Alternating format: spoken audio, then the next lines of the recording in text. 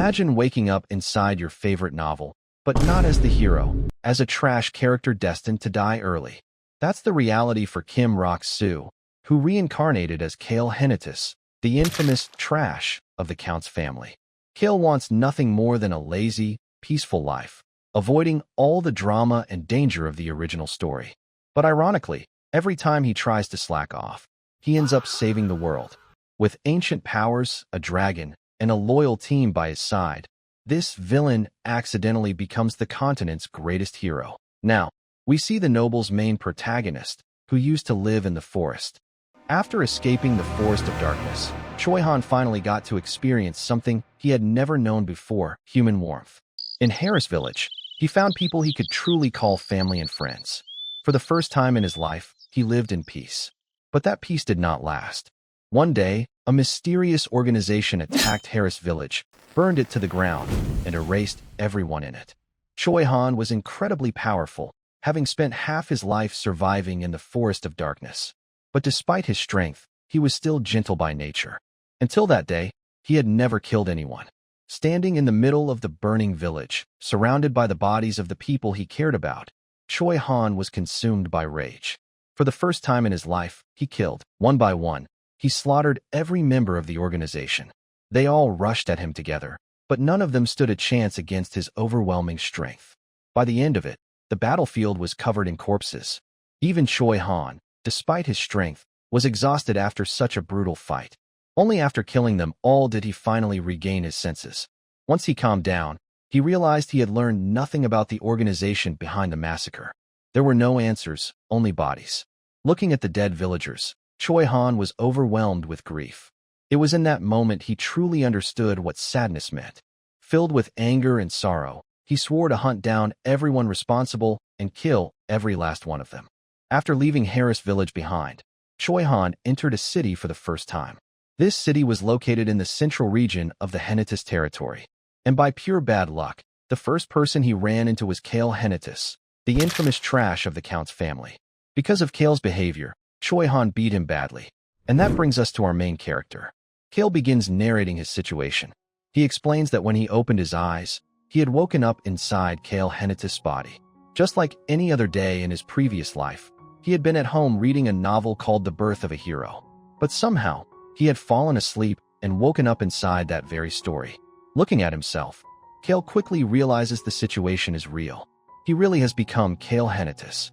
In the first volume of The Birth of a Hero, Cale was nothing more than a minor character, a disposable stepping stone meant to make Choi-han look good.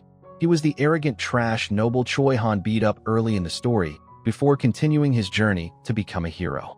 Still, Cale does not think his situation is entirely hopeless. In his previous life, he had been Kim Rock-soo, an orphan with no money, no family, and no real attachments. There was no one who would be affected by his death. He had lived a dull and lonely life, and more than once, he had wondered if dying would make any difference at all. But even then, one thing was certain: he did not want to die. He hated pain. He hated suffering. And even if this new life was flawed, it was still far better than the one he left behind. So no matter what happened, he planned to survive. After checking his body, Cale notices something important. There are no injuries on him yet. That means he has not met Choi-han. That was good news. The original Cale first met Choi-han while drunk and picked a fight with him over something as stupid as alcohol. That pointless incident ended with Choi-han beating him badly and leaving him with injuries. It was also the start of Cale's role as nothing more than an early punching bag in the hero's journey. Cale has no intention of letting that happen. As for what happened to the original Cale later in the story, he cannot remember clearly. But that does not matter right now. What matters is simple. He knows the story, and if he knows what is coming, then surviving should be easy. All he has to do is avoid pain, avoid trouble, and live as comfortably as possible. While organizing his thoughts, someone calls out from outside the bathroom. "Young master, are you inside?" Waiting for him is an old man holding a cup of tea. His name is Ron. To most people, Ron looks like nothing more than an old servant. But Cale knows better. Ron is actually a former assassin who crossed over from the Eastern continent. Behind that calm smile is someone far more dangerous than he appears. Cale takes the tea and thanks him, but inwardly, he is already thinking ahead. Ron is dangerous, but he is far from the only threat in this world. There are countless monsters and powerful people across the continent, and if war breaks out as it does in the story, strength will be necessary to survive. At the very least, Cale needs enough power to protect himself and live in peace. Soon, a servant informs him that it is time to get dressed. In the next moment, Cale stands in front of a mirror, fully prepared and looking himself over. He has to admit it. Cale Henituse is ridiculously handsome. Pretty much anything looks good on him. Satisfied, Cale tells Ron it is time to go. As he walks through the mansion, the servants greet him nervously. Every one of them is visibly tense, and one maid can barely even force out a proper greeting. Seeing how scared they are, Cale quickly understands why. The original Cale was not the type to hit people for no reason, but once alcohol got involved, he became a complete disaster. He broke things, caused trouble, and acted like an absolute menace. He drank constantly, wasted money, and lived like human trash. Honestly, that works in Cale's favor. Since everyone already sees him as trash, no one will pay much attention to what he does. That makes things easier. Ron opens the dining room door and politely tells him to enjoy his breakfast. Cale thanks him and tells him to eat as well before stepping inside. At the table sits the Henituse family. There is his father, Count de Ruth Henituse, his stepmother, Violin, his younger brother, Bassin, and his younger sister, Lily. As soon as Cale enters, his father tells him to sit down, noting that he is late again. Cale quietly takes his seat and studies the room. His father is not particularly powerful or influential, but he is wealthy, very wealthy. His stepmother and siblings mostly ignore him, which suits Cale just fine. A quiet household where no one cares about him is exactly the kind of place he can live peacefully. As breakfast begins, the atmosphere remains awkward. Everyone keeps glancing at Cale, clearly expecting him to complain like usual. But instead, he simply starts eating. And then he smiles. That alone is enough to shock everyone at the table. Bassin nearly drops his spoon. Even Cale notices how strange that reaction is.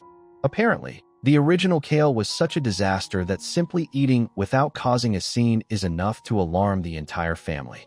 His father hesitantly comments that the food is good. Normally, Cale would have insulted it.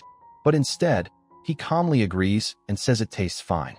His father looks genuinely stunned. Still, he seems relieved to see Cale eating without throwing a tantrum and tells him he is glad he is enjoying the meal. Cale continues eating in silence, already thinking ahead. If Bassin inherits the title in the future, then Cale can live comfortably as the Count's older brother without responsibility. And if war spreads too far, he can simply gather his money, leave, and disappear somewhere safe. That is the ideal plan.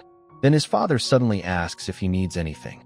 Cale thinks for a moment before giving the most practical answer possible. Money. He asks for as much as his father is willing to give. And without hesitation, his father agrees. A lot. When Cale sees the amount he is given, even he is stunned. This is not just wealth. This family is filthy rich. As he pockets the money, Cale quietly revises his plans. With this much money, surviving just became much easier. Then he turns to Ron and asks for the date. Ron replies that according to the Felix calendar, today is the 29th day of the 3rd month, year 781. The moment Cale hears that, his expression sharpens. That means there is not much time left. Choi Han will arrive in the Henituse territory very soon.